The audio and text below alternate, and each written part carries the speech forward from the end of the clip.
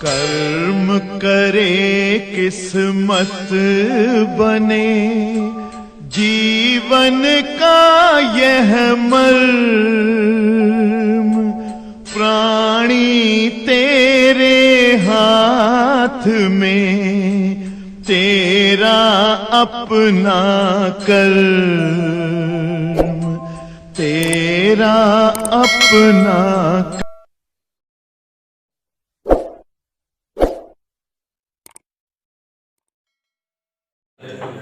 प्रश्नोत्तर नंबर 3 का गा 346 यपजे चल रहा है। हाँ ए बच्चों, 3 का गा दिए गए विद्युत परिपथ की सहायता से परिपथ में धारा तथा ए व बी के बीच विभवांतर बताओ। तो सभी बच्चे ध्यान देंगे। सवाल नंबर 3 का गा खंड, प्रश्नोत्तर नंबर 3 का गा खंड यही चल रहा है। एक चित्र बना है प्यारे साथियों, ABCD एक चतुर्भुज बना है। देखो इस अभ्यास की सारी सवालें टेक्निकल है, इसलिए ध्यान दो। इस अंसाल पेपर के सभी सवालें टेक्निकल हैं। ABCD, अरे भाई ध्यान दीजिए, बहुत बोल रहे हैं। एक सेल है 12 वोल्ट का, एक सेल लगा है 12 वोल्ट का, और इसके साथ प्रतिरोध है 12 ओम का। सभी लोग ध्यान दें, एक सेल लगा है 10 वोल्ट का, और इसके साथ प्रतिरोध है 6 ओम का। ये बच्चों एक चित्र दिया हुआ है, आपको इस परिपथ में बहने वाली धारा बतानी है और साथ ही साथ विभवांतर भी बताना है आपको।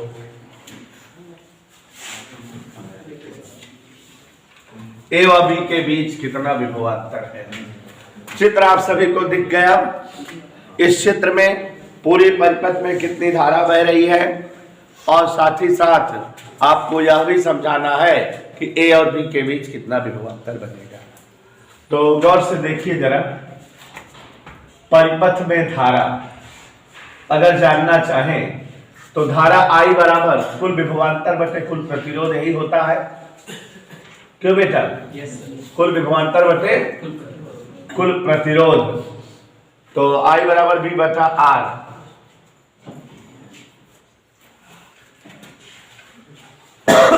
कुल धारा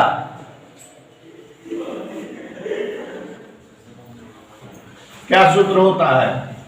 कुल विभवांतर या विद्युत वाहक बल बटे कुल प्रतिरोध। Any doubt? समझ आ रहा है सबको? अब यहां पर ध्यान से देखिए, परिपथ में जो टोटल धारा है, कुल विद्युत वाहक बल, एक जो है 10 वोल्ट का सेल है, एक 12 वोल्ट का। कुल विद्युत वाहक बल जो है हमारा कितना हो गया बेटा? 12 और 10 जुड़ गया, पूरा हो गया। तो पूरा हो गया। कुल प्रतिरोध ये दोनों श्रेणी क्रम में है। श्रेणी क्रम में तुल्य प्रतिरोध 6 धन 12। अब आप इसको हल करिए। 12 और 10, 12 और 6 18, 2 से काट दीजिए, 11/9 एम्पियर। तो परिपथ में धारा कितनी बह रही है? 11/9 एम्पियर। कोई डाउट किसी को? 11/9 एम्पियर की जो है धारा परिपथ में प्रवाहित हो रही है। समझ में आ गया? अब बच्चों हमको कह रहा है ए और बी के बीच क्या बताइए? विभवांतर। ये पहला वाला पार्ट तो बड़े आसानी से आ गया। दूसरा पार्ट ध्यान दीजिए, ए और बी के बीच विभवांतर बताना है कि ए और बी के बीच कितना विभवांतर होगा। गौर फरमाइएगा, दूसरा पार्ट चल रहे हैं।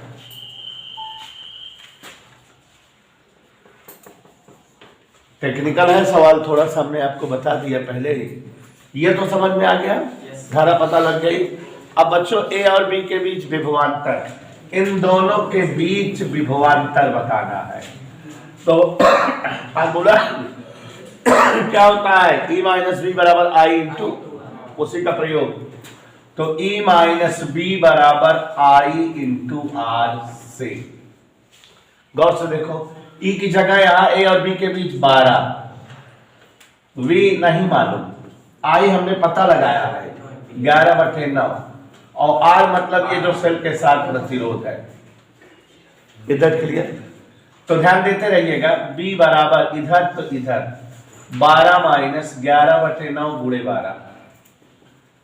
ध्यान दीजिएगा इधर 3 तिरके 3 चौको, तो 12 माइनस 44/3 नहीं मालूम,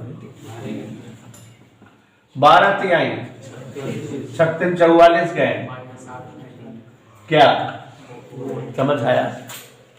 तो जो है विश्वास रखा करो सिरताज अर्जुन सर के ऊपर, उत्तर देखने की हमेशा जरूरत पड़ी रहती तुमको। चलो खंड घा,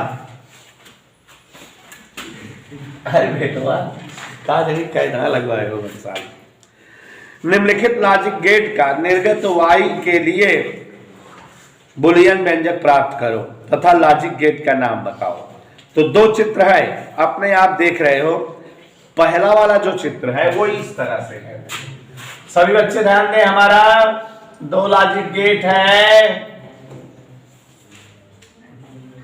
ये ऐसे तैसे, ये पहला है ऐसे, ये जैसे कैसे। आपको क्या बताना है? बुलियन व्यंजक। तो आप अपने आप देख के बताओ ये कौन सा गेट है? तो एंड गेट का A and B equals Y Boolean व्यंजक होगा और उत्तर एंड गेट है। 8वां वाला प्रश्न देखो, फर्जी में 1 नंबर मिल गया कितना है? कै नंबर का? मोरी माई 2 नंबर लिया, 2 नंबर मिल गया, देखा 8वां वाला। अब इसको भी देख लिए होगे और पहचान गए होगे कौन सा गेट है। कबो कबो ध्यान दे रहा जया, ये ऐसे गोली बने थी लाल हो जाए। तो ये कौन सा गेट है? Are get. बुलियन व्यंजक क्या होगा? ए आर, अरे इंटू कहां से आ गया? प्लस कहां से आ गया? A R B equals Y. अकेले हैरान बुद्धि सब भरी जैसा जैसा करी। तो ये बच्चों इसका जवाब हो गया। नोट करो। हाँ बच्चों 4 पहुंच गए, प्रश्नोत्तर नंबर 4। सभी लोग ध्यान दें, 4 का खंड हम पढ़ रहे हैं और कोई बोलेगा तो मैं पीट दूंगा, ठीक है? प्रश्न नंबर 4, 25 मेगाहर्ट्ज आवृत्ति की एक समतल विद्युत तरंग, विद्युत चुंबकीय तरंग। देखो बेटा, आपको बता देना चाहूंगा कि ये विद्युत चुंबकीय तरंग पाठ की सवालें हैं, आउट ऑफ कोर्स है, करोना से बताए हुए हैं। लेकिन हमने आपको इसमें एक दिन एक सूत्र बताया था, E/V बराबर C, और बताया था कि इसी पर सवालें आती हैं, लग जाती हैं। तो अगर देख रहे हैं उस तरह की हो तुरंत लग जाएगी। 25 मेगाहर्ट्ज आवृत्ति की समतल विद्युत चुंबकीय तरंग निर्वात में वाई दिशा के अनुदिश गतिमान है। बिंदु P पर विद्युत क्षेत्र दिया हुआ है, इस बिंदु पर ज्ञात करो चुंबकीय क्षेत्र। आप जानते हो E/V बराबर C, तुरंत आ जाएगा। देखो इधर क्या नाम है सबका, क्वेश्चन नंबर 4 का। ध्यान दो, वैद्युत क्षेत्र कितना दिया देख के बताओ? 8 वोल्ट प्रति मीटर। क्या पूछ रहा है? चुंबकीय क्षेत्र। भाई क्या नाम है तुम्हारा? रैदास। यहाँ देखो सूत्र बताए थे, E/V चुंबकीय क्षेत्र और वैद्युत क्षेत्र की तीव्रता का अनुपात C होता है। ये विद्युत चुंबकीय तरंग में केवल एक ही जो है सूत्र है विद्युत चुंबकीय तरंग में। इस पर सवाल अक्सर पूछी जाती थी। भाई देखो पीछे भी पेपर में पढ़ाए थे किसी ने, से हमको B चाहिए। B मतलब E/C। E का जगह 8.4, C का जगह 3 × 10 की घात 8, 3 से भाग दे दो, 2.8 × 10 की घात -8 वेबर प्रति वर्ग मीटर, या टेस्ला, चाहे जो लिख दो। तो ये आ गया चुंबकीय क्षेत्र की तीव्रता। क्या नाम है तुम्हारा? सिरताज आ गया कि नहीं आंसर? फिर कह रहा है तरंग की तरंग दैर्ध्य बताओ। क्या पूछ रहा है बेटा? तरंग दैर्ध्य। तरंग दैर्ध्य देखो, आवृत्ति दिया है, तरंग दैर्ध्य अपने आप आ जाएगी, अपने आप समझो जरा। C बराबर न्यू लेमडा, नहीं जानते हो तो लेमडा बराबर C अपान न्यू। कोई डाउट? C की जगह न्यू वाले फ्रीक्वेंसी देखो, आवृत्ति दिया देखो 25 मेगाहर्ट्ज, देखो दिया है कि नहीं? कितना दिया है? 25 गुणे 10 की घात 6। क्या कहा बताओ? अब यहां पर देखो 8 में 6 गए, हमसे कहो ये 300 हो गया, 325 से भाग दे दो 12 बन जाएगा, 12 मीटर। That's it. चैप्टर पढ़े नहीं हो लेकिन कर सकते हो, ठीक है? तो बिल्कुल छोटी तरह के सवाल थी, लगा दिए। मान लो कोई टीचर पुराना हो और न समझ पाए कि कोर्स में नहीं दे दे, कटवा तो पाओगे नहीं आप पेपर से, तो सीखे रहो, लगा लो। ठीक, कोरोना है कोरोना। 4 कक्षा ध्यान दीजिएगा, सब टेक्निकल सवाल हैं यशपाल। एक आवेशित संधारित्र को बैटरी से अलग कर दिया गया। हम आपको कई बार बताए थे पढ़ाते समय कि जब बैटरी से जोड़ो संधारित्र को और बैटरी हटा दो तो इसका मतलब जो उस पर चार्ज आ गया वो फिक्स हो गया है, उसका मान नहीं बदलना है। यदि संधारित्र के प्लेटों के बीच एक के परावैद्युत का स्लैब प्रवेश कराया जाता है तो निम्नलिखित में क्या? अब अगर संधारित्र के प्लेटों के बीच कोई परावैद्युत पट्टी रख दी जाए तो आप जान रहे हो क्या बदलेगा, अपने आप जान लो बिना जो है आगे देखे। सबसे पहली चीज तो जब संधारित्र की प्लेटों के बीच कोई परावैद्युत पट्टी रखते हैं तो धारिता बढ़ जाती है। क्या बढ़ जाती है? और जो है जब धारिता बढ़ जाती है Q बराबर CB, Q बराबर Q फिक्स है, C बढ़ गई तो B घट जाएगा, माने विभवांतर कम हो जाएगा और वैद्युत क्षेत्र की तीव्रता भी कम हो जाएगी। याद करो परावैद्युत का प्रभाव एक हेडिंग पढ़ाए थे समांतर प्लेट संधारित्र में। समांतर प्लेट संधारित्र की प्लेटों के बीच जो कोई परावैद्युत पट्टी रखी जाती है तो परावैद्युत प्लेटों के बीच का तीव्रता घट जाती है, विभव घट जाती है, इसलिए धारिता बढ़ जाती है और आवेश रखने की संभावना बढ़ जाती है। यही सब तो था। तो अब यहाँ पर देखो जरा क्या क्या बातें हैं। वैद्युत क्षेत्र तुरंत बता दो कि क्या हो जाएगा? वैद्युत क्षेत्र कम, वैद्युत नियत वैद्युत ऊर्जा और विभवांतर भी कम हो जाएगा। वैद्युत ऊर्जा का सूत्र क्या होता है? यहाँ Q फिक्स हो गया है, हाफ QV। मान लेगा वैद्युत ऊर्जा सूत्र हाफ QV, ठीक? तो V तो कम हो गया तो ऊर्जा भी कम हो जाएगी। और बस 3 चीज पूछा है तो देखो बता दे रहे हैं। 4 का कौन खंड है?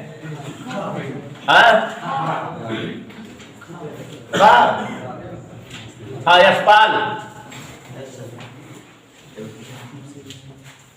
तीव्रता घटेगी यशपाल, ऊर्जा घटेगी, विभवांतर घटेगा, सब घट जाएगा कि नहीं? क्या बढ़ेगी? धारिता, धारिता बढ़ जाएगी। हाँ आगे सवाल पढ़ाए बेटा। 4 का 40 सेमी वक्ता त्रिज्या वाले उभय अवतल तथा उभय उत्तल लेंस संपर्क में रखे हैं। 40 सेमी वक्ता त्रिज्या वाले उभय अवतल तथा उभय उत्तल लेंस संपर्क में रखे हैं। लेंस के अपवर्तनांक 4/3 और 3/2 हैं। संयुक्त लेंस से 45 सेमी दूरी पर रखी वस्तु के प्रतिबिंब की स्थिति व प्रकृति बताओ। यही है ना? तो देखो जरा, बहुत मजेदार सवाल आ गई है लेकिन आप सब लोग ध्यान नहीं देंगे। हमको कह रहा है कि 40 सेमी वक्ता त्रिज्या वाले उभय अवतल और उभय उत्तल लेंस हैं। तो 2 लेंस हैं, एक उभय अवतल है और एक उभय उत्तल है। तो इनकी वक्ता त्रिज्या 40 सेमी है, माने दोनों पृष्ठों की त्रिज्याएं 40 हैं। तो पहले इनकी फोकस दूरी निकाल लें। क्या निकाल लें? क्या निकाल लें? तो देखो इधर सिरताज पहला लेंस 1/f1, यह नहीं ध्यान दोगे। सूत्र होता है n-1। क्या n कितना है? पहले लेंस का अपवर्तनांक 4/3 -1, फिर 1/r1। एक लाइन में सूत्र लिख दिखा रहा है तो भी सही हुआ। n-1 1/r1 -1/r2। अब सिरताज बतावा n की जगह क्या लिखी? और सिरताज बताओ तेरा दिमाग से, R1 की जगह 40 R2 की जगह माइनस देखा, पहली चीज तो जान ले। अब इस कातर के हम लगा ले रहे 40 सेमी वक्ता त्रिज्या वाले उभय अवतल लेंस। क्या ध्यान दो, अवतल लेंस ऐसे बनता है, गौर से देखो, अब इनके समझ में आए। ठीक, तो ये पहला पृष्ठ है, पहले पृष्ठ की वक्ता इस साइड होगी, तो ये -40 होगा। लगा लेते हैं माइनस बता रहे थे 1/R2, हम क्या हेमू माइनस बताया है, हेमू प्लस बताया है, पढ़ाई था महीना में पढ़ा होता है 1/40 -1/-40 1/-40 इधर। ये सब चीजें सावधानी रखनी होगी सिद्धार्थ, नहीं गड़बड़ा जाती साहब, थोड़े तो गलत हो जाएगा। तो 1/R1 -1/, नहीं देख रहे हो, देख रहे हैं ना? तो ये जो है 1/R1 इस साइड है -40 और उस साइड है 4/3 में से एक गए 1/3, 1/40 और 1/40, 1/20, तो यह फोन बराबर इधर क्लियर -7। अब दूसरे लेंस के लिए चले, अब इस बेटा दूसरा लेंस 1/f2, यही सूत्र। अब उतना कितना दिया है,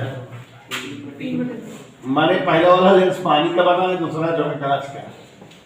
1/R1 -1/R2 उभय उत्तल लेंस है। उत्तल लेंस देखे हो कैसे बनता है, ऐसे, तो उस उधर जाएगी वक्ता, इधर। Okay done. तो 1/f2 बराबर 1/2 गुणे 1/40, 1/40 2/40 माने 1/20। तो देखो f2 बराबर कितना आ गया, दोनों को संयुक्त कर दिया। क्या कर दिया, दोनों को संयुक्त कर दिया। संयुक्त लेंस की फोकस दूरी का सूत्र आपको याद होगा 1/f1 + 1/f2, 1/f बराबर 1/f1 प्लस, नहीं मानोगे, और आगे देखो 1/f1 जोर से बोलो f2, और 1/f बराबर 1/v - 1/u भी होता है। कह रहा है वस्तु इतनी दूरी पर रखी है, कितनी दूरी पर वस्तु रखी है देख के बताओ, 45 सेमी दूरी पर रखे वस्तु के प्रतिबिंब की स्थिति। देन उधर ढकेल दो, -1/7 + 1/40 ऋण 1/, लघुत्तम हमसे पूछो 60, 45 दूनी 90, 45 चौका 180, 180 360,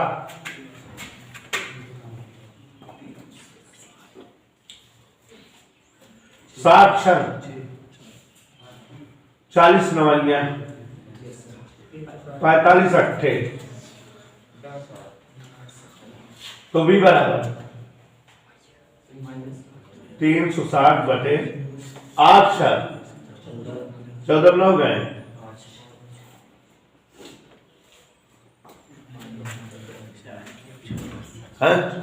माने 72 सेंटीमीटर का प्रतिबिंब जो है संयुक्त लेंस से प्राप्त होगा। और जो है अगर संयुक्त लेंस अवतल हो, भी देखो 3 प्लस है, माने उल्टा प्रतिबिंब बनेगा, वास्तविक और उल्टा। इधर के लिए समझ आया, वास्तविक और बहुत बढ़िया सवाल आ गई है। न्यूमेरिकल इस पेपर में बहुत ज्यादा है, आप देख रहे हो, न्यूमेरिकल सब लगातार है। 4 का घात एक कण इलेक्ट्रॉन की अपेक्षा 3 गुना अधिक चाल से गति कर रहा है। कोई कण है जिसकी चाल इलेक्ट्रॉन के चाल की 3 टाइम्स है। इस कण की द्विपरागली तरंगदैर्घ्य इलेक्ट्रॉन की द्विपरागली तरंगदैर्घ्य से अनुपात इतना है, कण का द्रव्यमान ज्ञात करो। तो बेटा द्रव्यमान और वेग की बात है, द्विपरागली तरंगदैर्घ्य जो है का फार्मूला आप जानते हो, लैम्डा बराबर या छपांटी ना। इधर देखिए 4 का घात सभी लोग देखिए जरा,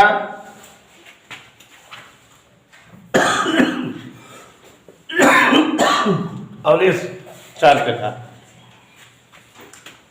डी ब्रॉगली तरंग दैर्ध्य, लेमडा फॉर फर्स्ट पार्टिकल, पता नहीं क्या है वो, अपान लेमडा फॉर इलेक्ट्रॉन। ऐसे तो क्या दिया देखो, कह रहा है कि इस कण की डी ब्रॉगली तरंग दैर्ध्य का इलेक्ट्रॉन की डी ब्रॉगली तरंग दैर्ध्य से अनुपात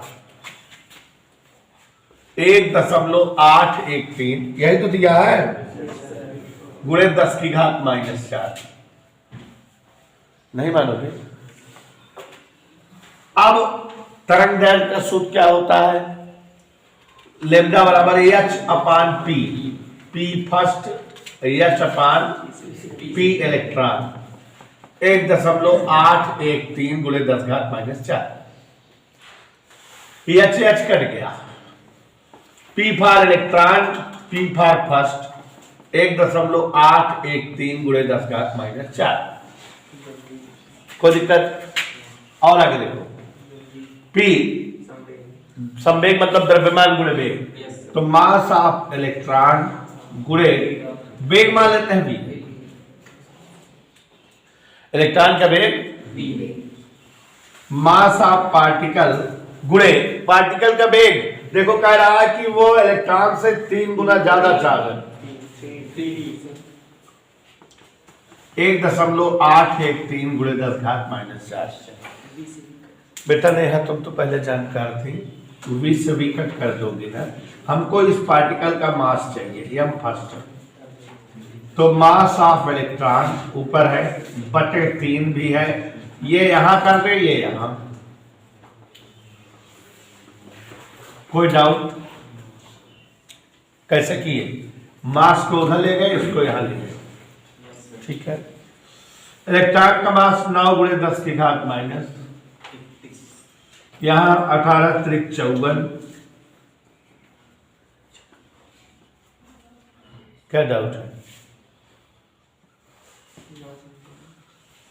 10⁻31 में 4 गए,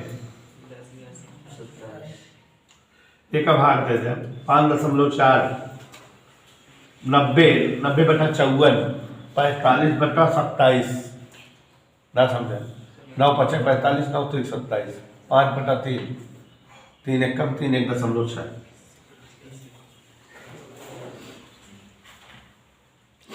ना समझे? भाग ना समझे? जाए तो 1.6 बार गया, ठीक है। अरे 54 ले रहे उसको जो ना 9 के लगभग पहुंच जाएगा, 5 का 10 तो 2 से कम रहे। अरे बड़ा सरल है यार, दशमलव हटाए का 90 पर दे, 1 का 54, 90 का 54 भाग दे, 18 त्रिक 54, 18 पंचे 90, 5 बटा 3 हो गए, 5 बटा 3 भाग दे, 3 रोचा था, बेइज्जती करते हैं यार, नाटक बना देंगे। इतनी देर लगाओ चला तो कैसे ना गया? आपका सा जी चला है तो तुम्हें तमाम 4 अंगा। अरसलान जी धुआंधार सवाल भरी है, अब समझ लो औकात अपनी अपनी फिजिक्स में। एक ट्रांजिस्टर उभयनिष्ठ प्रवर्धक सीई विन्यास में जुड़ा है, संग्राहक सप्लाई 8 वोल्ट है, माने संग्राहक वोल्टेज 8 वोल्ट है, हाँ? संग्राहक परिपथ में 800 ओम के प्रतिरोध पर विभव पतन 0.5 है, धारा लाभ अल्फा इतना है, तो ये बताओ। चले थोड़ा दिमाग लगाइए, तब आएगा नहीं आएगा नहीं, सवाल बहुत सरल हो जाएगी अगर आप समझ जाएंगे तो। ट्रांजिस्टर उभयनिष्ठ उत्सर्जक विन्यास, कौन सा विन्यास है बेटा? इधर देखो, आज तुम सभी लोग देख लो, उभयनिष्ठ उत्सर्जक विन्यास, फलाने फलाने फलाने, ध्यान से देखो, ये ई है, ये बी है, ये सी, यही तो होता है कि उत्सर्जक जो है, पर इसको समझो, उत्सर्जक क्या होना चाहिए? कॉमन होना चाहिए कि नहीं? उभयनिष्ठ उत्सर्जक विन्यास का मतलब यही हुआ, यही हुआ। अब आगे देखो, यहां पर कौन सी करंट रहेगी? आई बी, यहां पर आई ई, यहां पर आई सी। कैसे है डायरेक्शन सबसे मतलब ना आगा समझाओ, मेरे बताओ तो चित्र। अब देखा सवाल क्या कहता है, संग्राहक सप्लाई 8 वोल्ट है, संग्राहक कहां बा या हिया जाओ ना, वीसीसी 8 वोल्ट देखत रहते हैं। संग्राहक परिपथ में 800 ओम के प्रतिरोध पर विभव पतन 0.5 वोल्ट है। संग्राहक परिपथ, संग्राहक यही है ना, 800 ओम और विभव कितना है? 0.5 यदि धारा लाभ, हाँ तो बताइए, आईसी बताइए, संग्राहक धारा, बीटा बताइए, आईबी बताइए। चले, इतना चीजें पूछ रहा है। आप सभी लोग ध्यान दो कि हमने आपको बताया था बेटा कि अब हम लोगों के कोर्स में केवल उभयनिष्ठ उत्सर्जक विन्यास व्यवस्था है। कोर्स में केवल क्या है बेटा? उभयनिष्ठ उत्सर्जक विन्यास। नीचे सवाल है, पहले जो है उभयनिष्ठ आधार व्यवस्था रहती थी, आधार प्रवर्धक, लेकिन अब क्या है? उभयनिष्ठ उत्सर्जक प्रवर्धक। और जब आधार विन्यास व्यवस्था रहती थी, इधर देखो, ऐसे ऐसे ऐसे ऐसे, ये ई, ये बी, ये सी, ऐसे होता था। तब धारा लाभ अल्फा से लिखा जाता था, और अब जो धारा लाभ है बीटा से लिखा जाता है। तो धारा लाभ दिया है, माने ये पीछे वाले पुराने समय के सवाल हो गई, ठीक। तो उभयनिष्ठ आधार व्यवस्था के लिए जो है धारा लाभ दिया, नहीं तो अभी वाला सूत्र लगाने लगो, गलत हो जाएगा। तो अल्फा बराबर 0.96 से धारा लाभ, अल्फा धारा लाभ है, बीटा भी धारा लाभ है, लेकिन अल्फा जो है उभयनिष्ठ आधार व्यवस्था का धारा लाभ होता है, और बीटा क्या होता है? उभयनिष्ठ उत्सर्जक व्यवस्था का धारा लाभ। तो उभयनिष्ठ आधार व्यवस्था धारा लाभ में, धारा लाभ कोई भी लाभ का सूत्र हमने बताया था, आउटपुट बटे इनपुट। लाभ का मतलब, तो यहाँ आउटपुट क्या है? सी वाला, और इनपुट क्या है? ई वाला। माने ये आई सी बटा आई ई, यही रहेगा। और इधर कितना है? 0.96। इधर क्लियर? बात समझ में आई? तिरछा गुणा कर दो, आई सी बराबर 0.96 आई ई। कोई दिक्कत? बात समझ में आ रही बेटा? और आईसी निकाल सकते हो। आईसी निकालने के लिए एक टेक्निक दिया है। यहां पर देखो, ये आईसी धारा है, ये आर है और ये बी है। 800 ओम के प्रतिरोध पर 0.5 वोल्ट का विभव पतन होता है, यही कहा है ना। देखो क्या कह रहा है कि संग्राहक परिपथ में, माने सी वाले में, 800 ओम के प्रतिरोध पर विभव पतन 0.5 वोल्ट है। 800 ओम के प्रतिरोध पर विभव पतन कितना हो जाता है? तो अब बताओ क्या हो जाएगा? आई बराबर बी बटा आर, 0.5 बटे 800। इधर क्लियर? दशमलव हटा दो, 1 बटा 1600, दशमलव टाइम जीरो बढ़ेगा, 1685। ये कौन सी धारा आ गई? आई सी। अब यहां पर जो है 1 बटा 1600 बराबर 0.96 आई ई से आई ई बराबर, ये इधर आ जाएगी, नीचे नीचे आ जाएगी ना। अब देखो 60 तक मान रहे हैं, जब ये नीचे जाएगी तो ये 2 जीरो खा जाएगी, और ये ऐसे नीचे आई 1600 गुणे 0.96, दशमलव का ऊपर 2 जीरो बढ़ा, दोनों जीरो कट गया, 16 गुणे 96 कितना हो जाएगा? 16 से 96, 6 हासिल 9, 16 9 144 और 9, दोनों धाराएं आ गई हैं। आईसी भी आ गया, आईई भी आ गया। इधर क्लियर? और अब इससे हम आई भी निकाल सकते हैं। तो जगह नहीं है, इतना लगा लो तुम करें। प्यारे बच्चों, जैसा कि आप देख रहे हैं कि ये हमारा जो है कैलकुलेशन आईई और आईसी का आ चुका है। अब हम जानते हैं आईई बराबर आईबी प्लस आईसी, ये जानते हैं कि नहीं हम? ये जानते हैं। इसका प्रयोग करें और आईबी जानना चाहें तो आईई माइनस आईसी, और आईई का मान बताओ 1/1536। आईसी का मान 1/1600।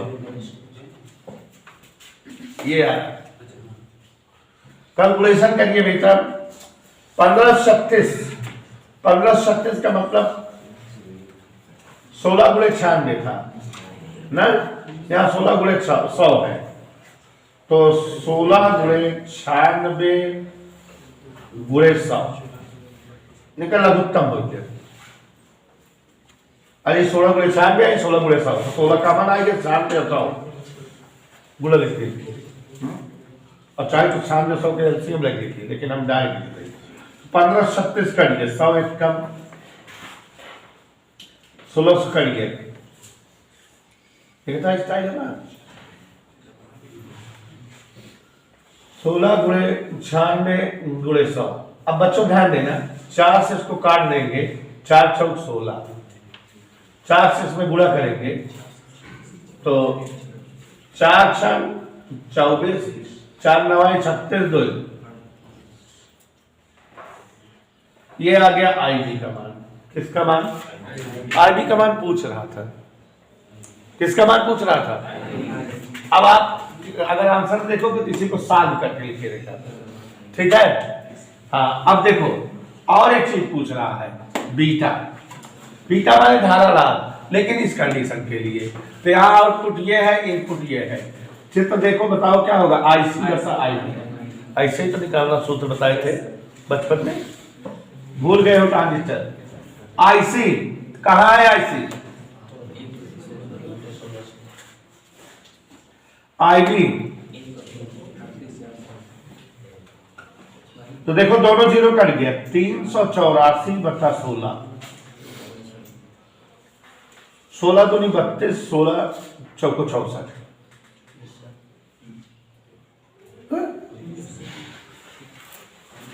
These are the answers.